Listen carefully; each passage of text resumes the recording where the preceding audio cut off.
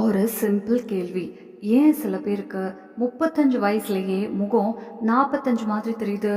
நீங்க எவ்வளவு காஸ்ட்லியான ஆன்டி ஏஜிங் கிரீம் போட்டாலும் ஒரு உண்மை மறைக்க முடியாது.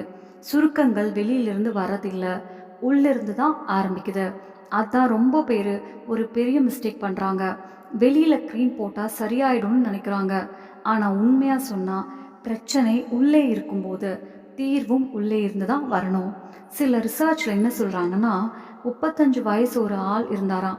அவங்க கிட்ட சீக்கிரமாவே சுருக்கங்கள் வர ஆரம்பிச்சிருச்சு.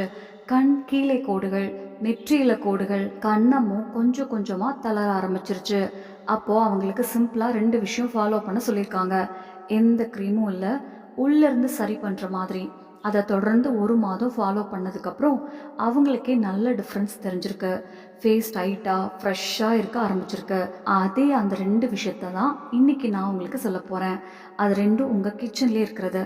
வெளியில இருந்து இல்ல, உள்ள இருந்து வேலை செய்றது. அதனால முகத்துல சுருக்கம் வராம தடுக்கணும்னா, வந்துருச்சுன்னா அத குறைக்கணும்னா, வயசு அதிகமா இருந்தாலும் இளமையா தெரியணும்னா, இந்த வீடியோவ மிஸ் பண்ணாதீங்க. கவனமா பாருங்க. சரி, ஆரம்பிக்கலாம். ஆனா அதுக்கு முன்னாடி கமெண்ட்ல உங்க வயசு என்ன?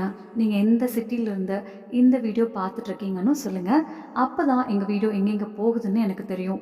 இப்ப பாருங்க, நம்ம ஸ்கின் டைட்டா, ஸ்மூத்தா, யங்கா வைக்கிற முக்கியமான விஷயம் என்னன்னா, அதுக்கு பேரு கொலாஜன். கொலாஜன் ஒரு புரோட்டீன். அதுதான் நம்ம ஸ்கின்னோட ஃபேஸ் மாதிரி. எப்படி ஒரு வீட்டுக்கு அடித்தளம் இருக்கும், அதுக்கு மேல தான் முழு வீடும் இருக்கும். அதே மாதிரி தான் கொலாஜன் நம்ம ஸ்கின்னோட அடித்தளம். அது ஸ்ட்ராங்கா இருந்தா ஸ்கின் டைட்டா இருக்கும், க்ளோவா இருக்கும், யங்கா இருக்கும்.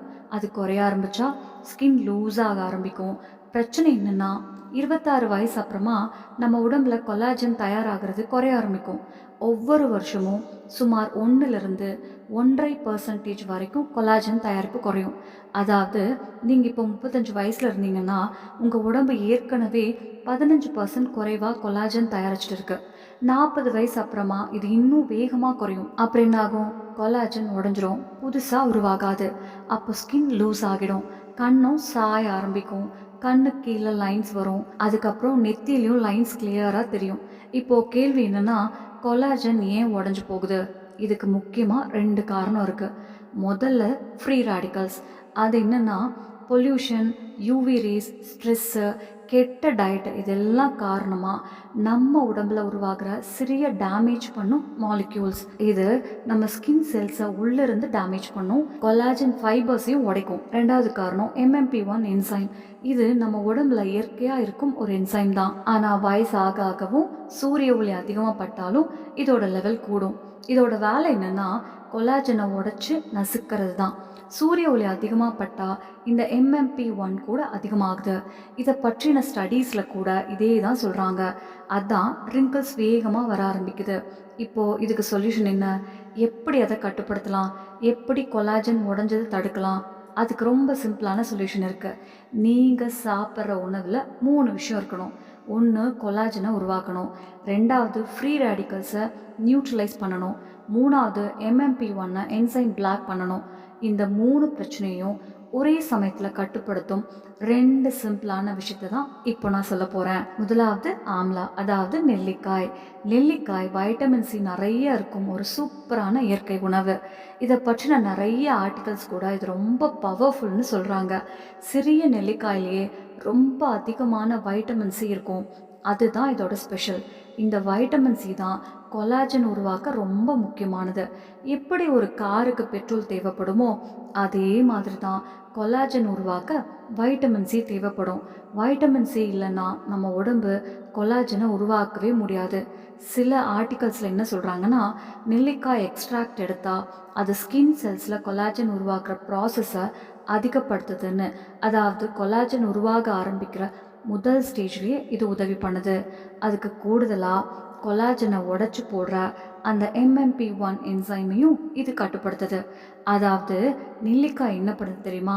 ஒரு பக்கம் புதிய கொலாஜன் உருவாக்க உதவுது, இன்னொரு பக்கம் பழைய கொலாஜனை உடைச்சு போகாமல் காப்பாத்துது. அதுக்கு மேலே நெல்லிக்காய் ஒரு நல்ல ஆன்டி ஆக்சிடென்ட்ஸாகவும் இருக்கும். இது ஃப்ரீ ரேடிக்கல்ஸ்னு சொல்லப்படும் டேமேஜ் பண்ணுற விஷயங்களை கட்டுப்படுத்தி ஸ்கின்னை உள்ளிருந்து பாதுகாக்கும். நெல்லிக்காயை எப்படி சாப்பிடலாம்? சிம்பிளாக கிடைக்கும்போது ஃப்ரெஷ்ஷாகவே சாப்பிட்லாம்.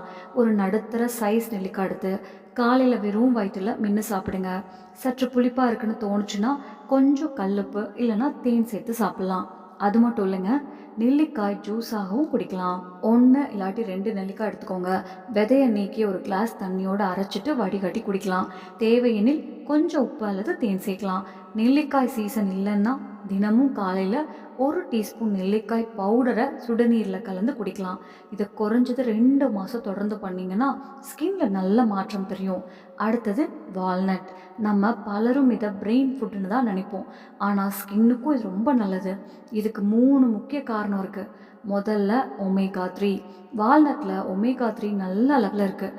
இது ஸ்கின் செல்ஸை ஸ்ட்ராங்காக வைக்கும். அதனால் ஸ்கின் ஹைட்ரேட்டாக இருக்கும், பளிச்சுன்னு தெரியும், சின்ன சின்ன லைன்ஸும் குறையும். சில ஸ்டடீஸில் என்ன சொல்கிறாங்கன்னா, இந்த ஒமேகா 3 சூரிய ஒளியால் வரும் டேமேஜை குறைக்க உதவும்னு. அதாவது ரிங்கிள்ஸ் வர்றதை மெல்ல தடுக்க உதவும். ரெண்டாவது, எலாஜிக் ஆசிட். வால்நட்டில் இந்த எலாஜிக் ஆசிட் இருக்கும். இது கொலாஜனை உடச்சி போகிறத குறைக்க உதவும். சூரிய ஒளியால் வரும் பாதிப்பையும் குறைக்கும். மூணாவது, வைட்டமின் இ. இது ஒரு நல்ல ஆன்டி ஆக்சிடென்ட்ஸ், ஃப்ரீ ரேடிக்கல்ஸை கட்டுப்படுத்தி ஸ்கின்னை பாதுகாக்கும்.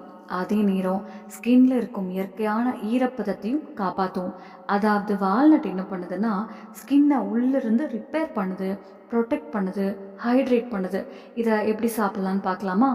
ராத்திரி 4லிருந்து 5 வால்நட்டை தண்ணியில் ஊற வச்சுட்டு காலையில் வெறும் வயிற்றில் மென்று சாப்பிடுங்க. ஊற வச்சா அது இன்னும் நல்லா உடம்பு எடுத்துக்கொள்ளும். அப்படியே சாப்பிடலாம், ஆனால் ஒரு நாளைக்கு 5க்கு மேலே வேண்டாம். அதிகமாக சாப்பிட்டா அசிடிட்டி அல்லது லூஸ் மோஷன் கூட வரலாம். இப்போது முக்கியமானது, இதை எப்படி கம்பைன் பண்ணுவது? காலையில் எழுந்ததும் முதல்ல 4லிருந்து 5 ஊற வைத்த வால்நட் சாப்பிடுங்க.